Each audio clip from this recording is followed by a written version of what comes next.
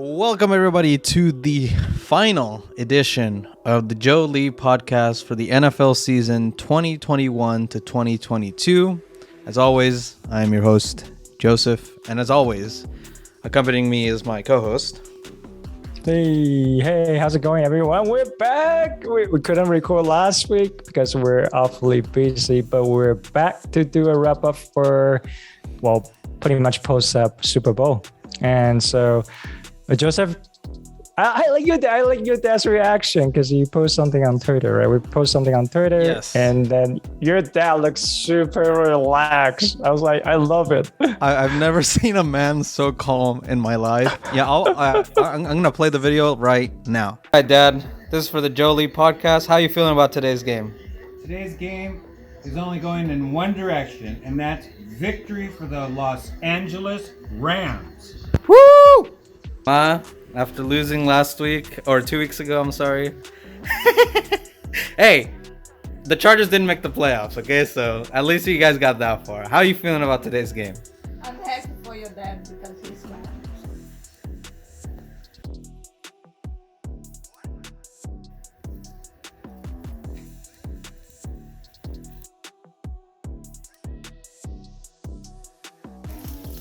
What are you making, Ma?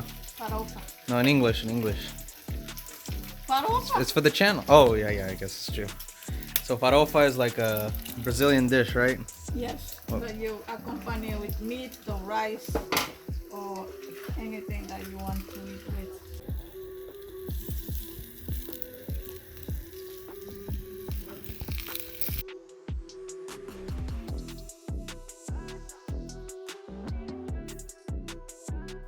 Okay. Now that you've watched the video of the Super Bowl and what we did at the Super Bowl, yes, my dad was incredibly calm pretty much the entire way. Yeah, it was crazy because I asked him and he didn't seem to be sweating it at all. Even like during the most tense moments of the game, he had complete faith that the Rams are going to win. And I was like, how? Like, I'd be, if it was the Chargers, I would be losing it right now. Oh, dude, like at one point I look at the score, like the Cincy's were leading, like they were 20-13. They were leading. And I'm just like, I think Bengals, if their defense can hold down, they might have a chance, like, so I don't know how your dad like stays so calm. I'm just like, I don't know, man. Yeah. He definitely had nerves of steel during the whole time, but yeah, you know what? It was a fun time. I was hearing a lot from people that like it didn't seem like much was at stake here.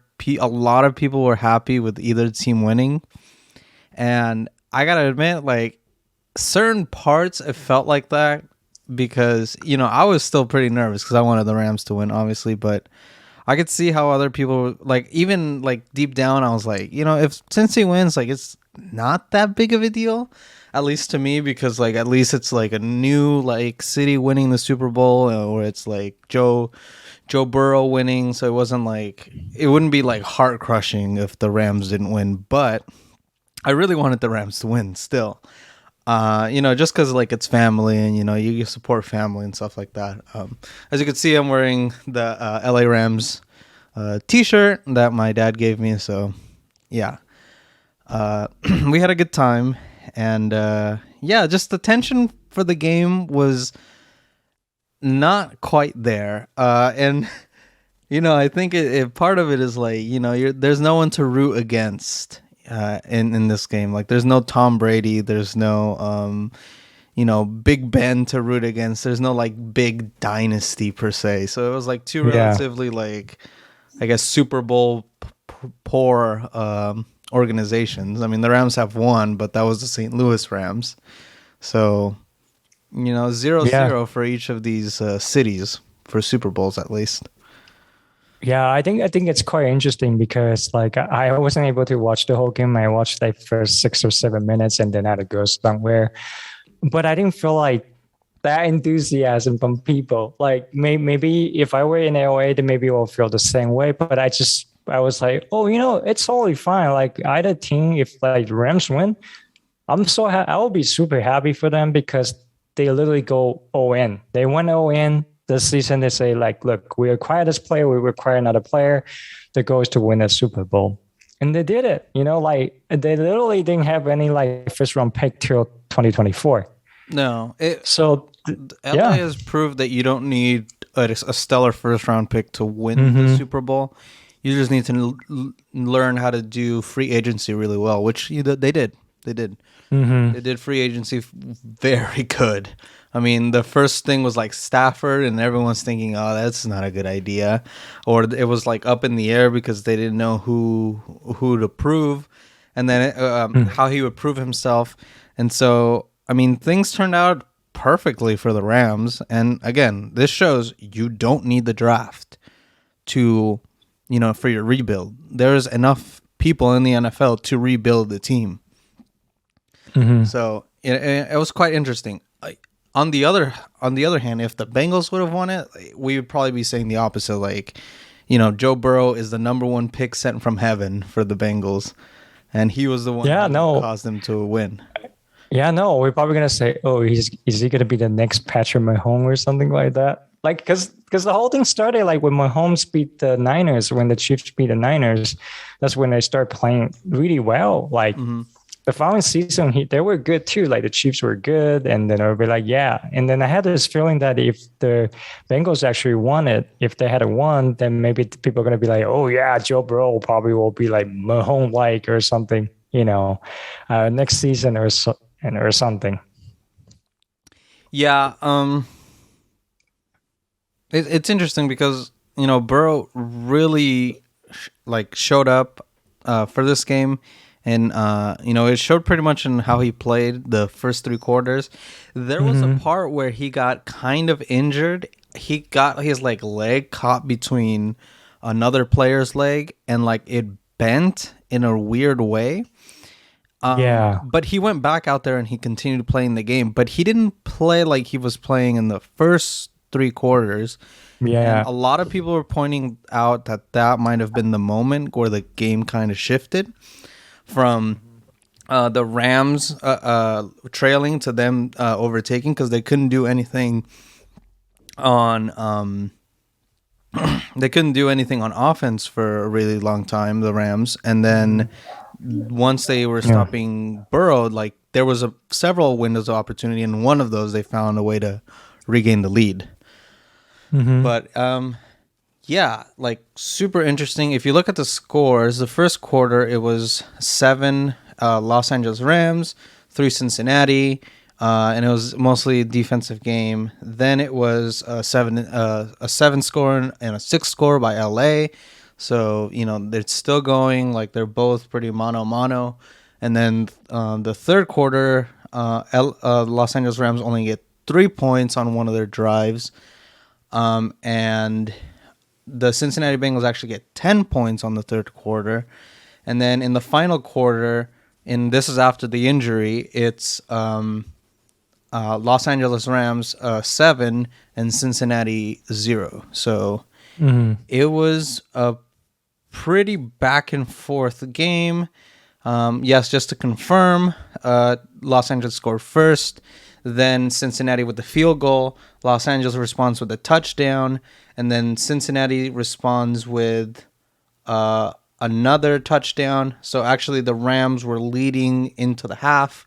Then Cincinnati scores a touchdown on the beginning drive, which was a huge play, by the way. And then McPherson puts it through the uprights, and it's the Bengals keep the lead 20-16. It's 20-13. That's what we were saying at some point. It was 20-13. Then it was 20-16 with the field goal by Matt Gay, and then in the fourth quarter, the Rams make a comeback on their last drive, and they make it 23-20. And then the Bengals got the ball back and they made it midfield, but the Bengals turn it over on downs and they just take a knee, and that was pretty much the game. That was a short summary of kind of what happened during the game, but yeah, it was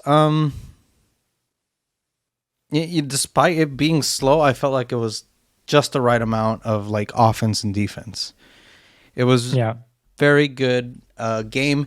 Now, there was some people saying that like the referees kind of ruined it at the end.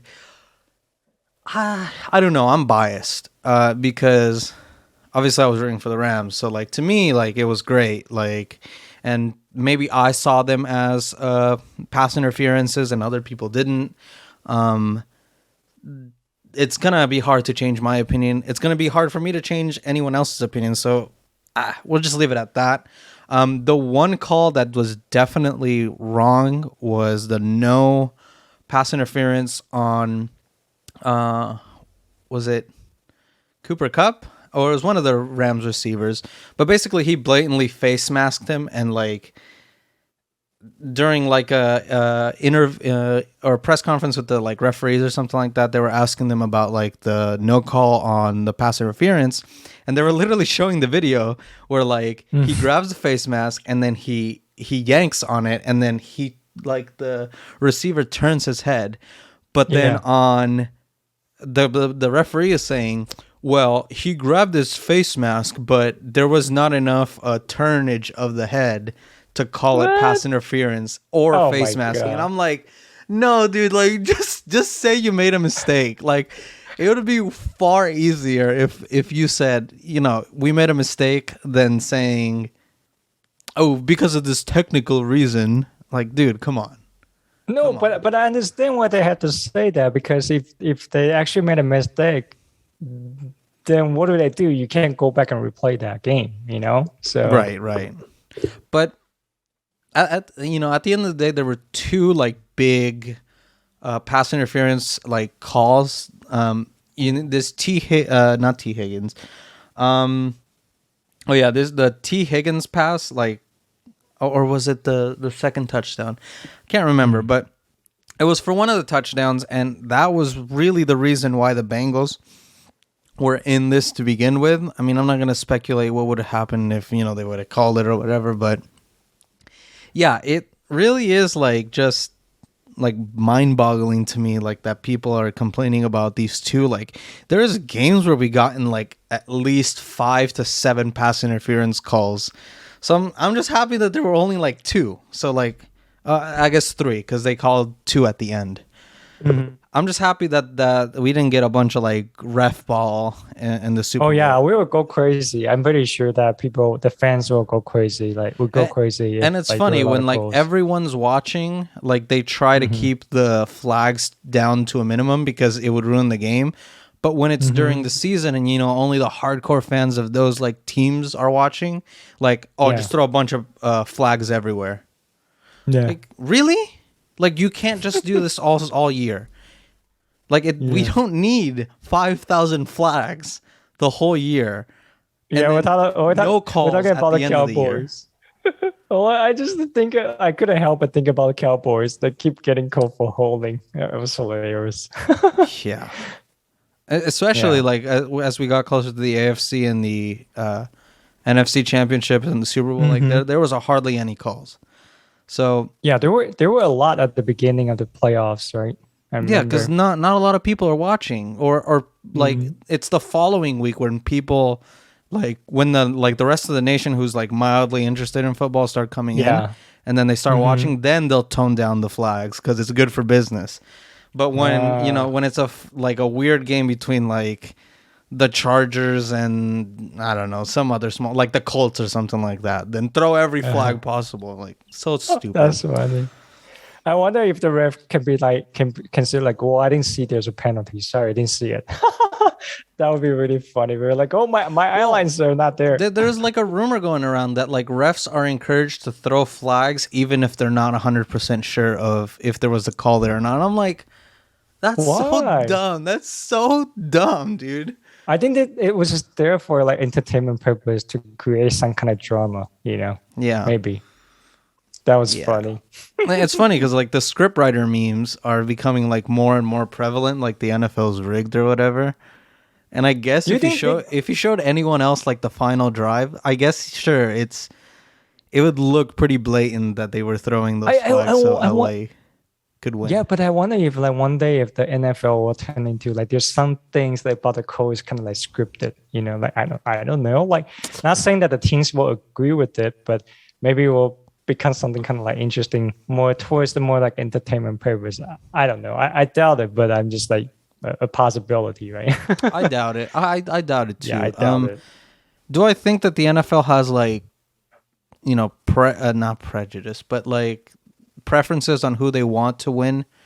Sure. I think that they definitely wanted the Rams to win because, it's LA and you want to make a team like the LA Dodgers, but with the Rams or with the Chargers. So the Rams happen to be there and they want that dynasty to pop off, so they have the LA market on lockdown. Yeah. And well, they need to gain a solid fan base as well, though.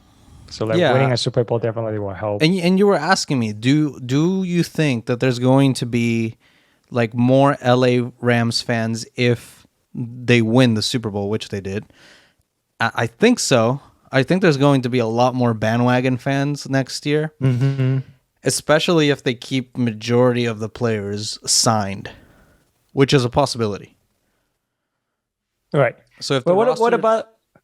Go ahead. But what about this possibility? I also asked you this, like, what about Chargers win next season? Like, how are we gonna like if they win, they're gonna maybe parade in the same area. So like, I wonder like how are they getting those fans to show up in LA? Like where do we like? So earlier today, before the Rams, they actually had the parade, and then like. Well, obviously, people who are like Niners are like, yeah, where are all the Rams fans? Like the street was so empty. Like, where are they? So but there are a lot of people show up actually. But then I'm just like, I couldn't help and wondering like, the fact that Chargers are also LA team is like, I couldn't help but thinking like, what if Chargers win next season? And then if the Chargers win next season and there's a parade or whatever, I guarantee you most of the people at the parade are going to be from San Diego. Yeah? That would be so nice. There's just no way. I don't think that, the Chargers have that many fans. I think most of them start just like being San Diego Chargers fans and then like they either moved out and, there's a bunch of other Chargers fans out there. It's a weird situation. I honestly, if they win next season, like the whole thing, it's hard because like then you'll have like the city that's divided between these two teams and the Raiders. It's weird. Yeah.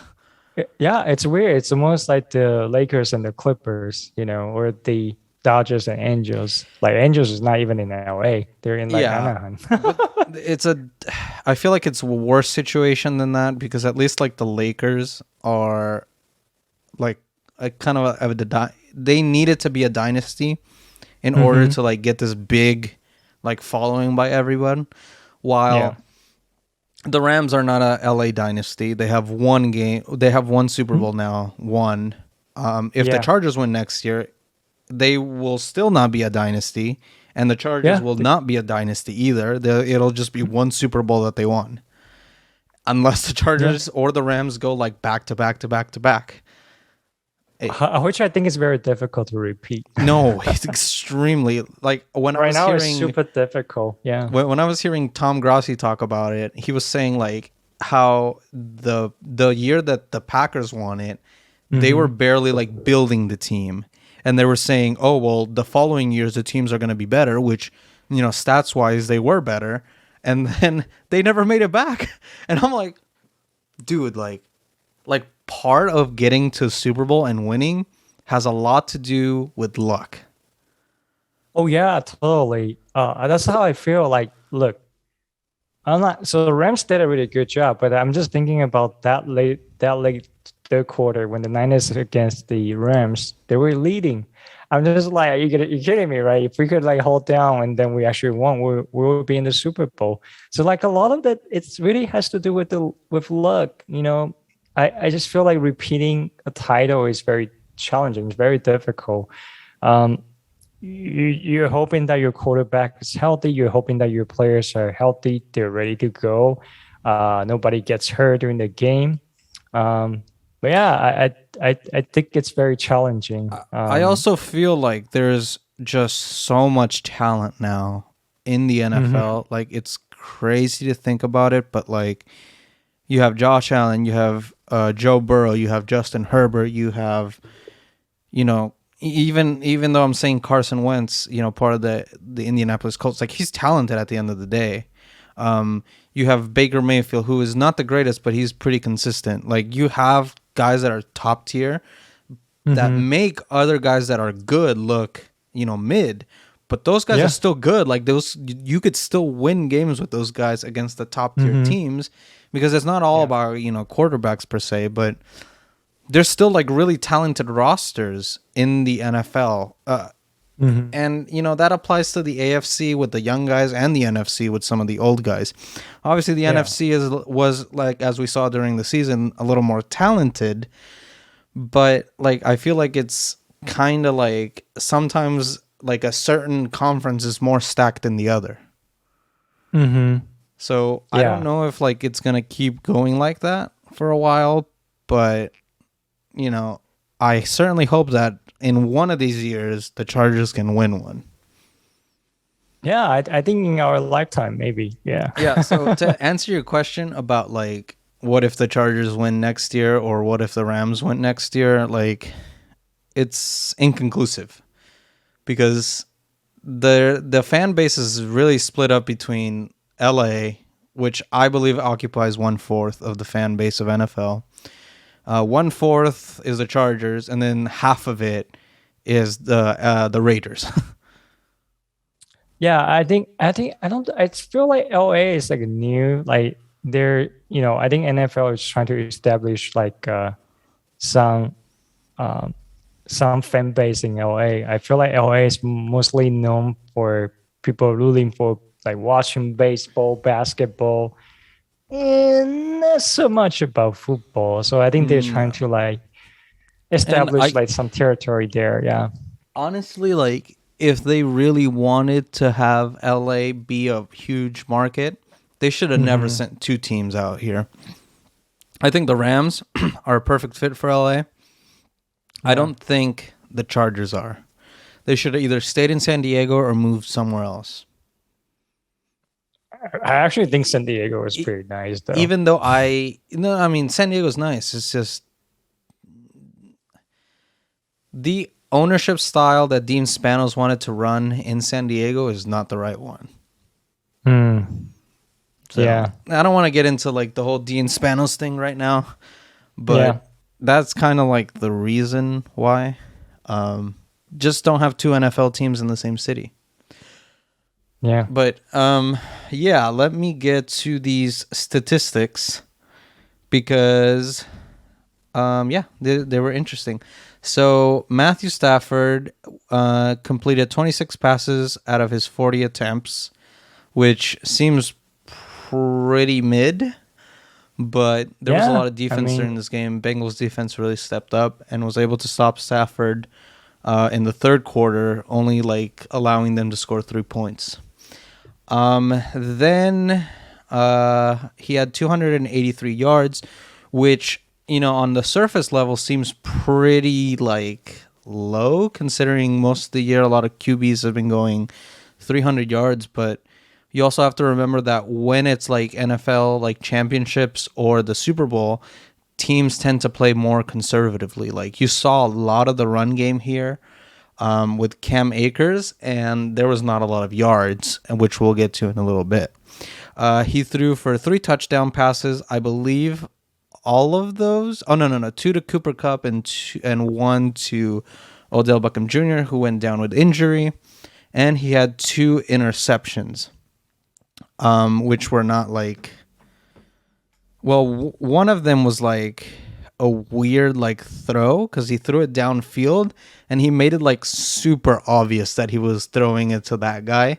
So the defense was able to adjust and pick him off at the end zone. And then you had... I can't remember what the other one was. But I guess there was 2 interceptions in this game.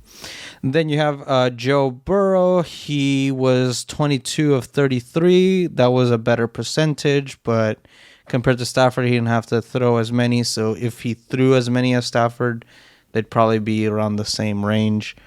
And again, this is a story because, you'll see Joe Mixon's stats in a little bit, and it'll make more sense why he didn't throw as many passes, because Joe Mixon was pretty effective.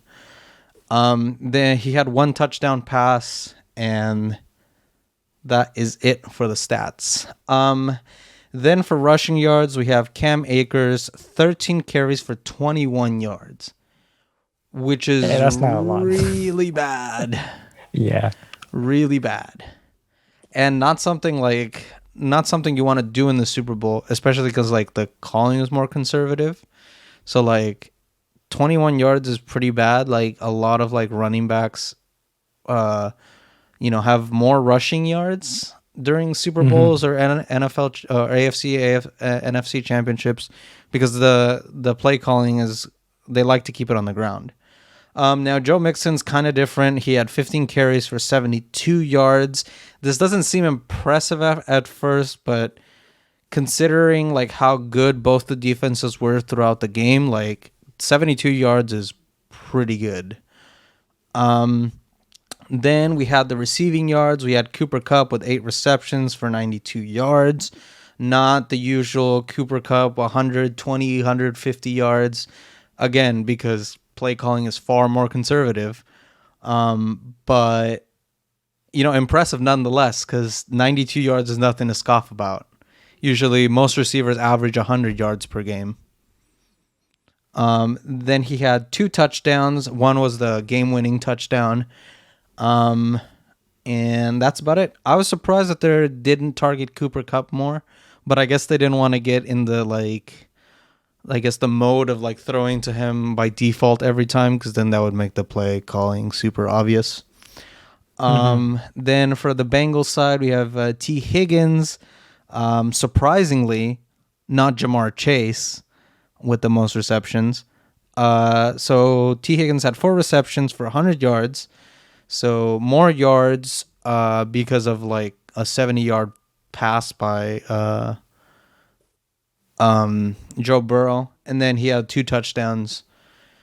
And that is the game leaders statistics for today. So pretty impressive stuff. Again, really weird not seeing Jamar Chase here. Usually it's Jamar Chase with a huge amount of stats, but I guess not today. Were you surprised they didn't call up more on Jamar Chase during the game? No? What's up? Oh, were you surprised that they didn't target Jamar Chase more? Yeah, but I think the Rams also expect that they would target Jamar Chase more. So I think they're trying to, same thing with Cooper Kupp, right? So people knew that, Bengals knew that they're going to target him more, Yeah. So I think they're probably trying to mix it up a little bit, so that way it's not easy to guess who's going to receive the ball. Yeah. Yeah. If you look at the total yards, it pretty much stayed the same as a pretty average game. Los Angeles Rams had 313 and Cincinnati had 305 yards, which means that both teams were pretty much even throughout the whole game. And, it was pretty much like that the whole game. Both teams were relatively even in the scoring. Again, LA had 2 turnovers that were interceptions, and Cincinnati had 0 turnovers, but I guess they had 1 turnover that doesn't count because it was a turnover on downs, and those, I guess, don't count.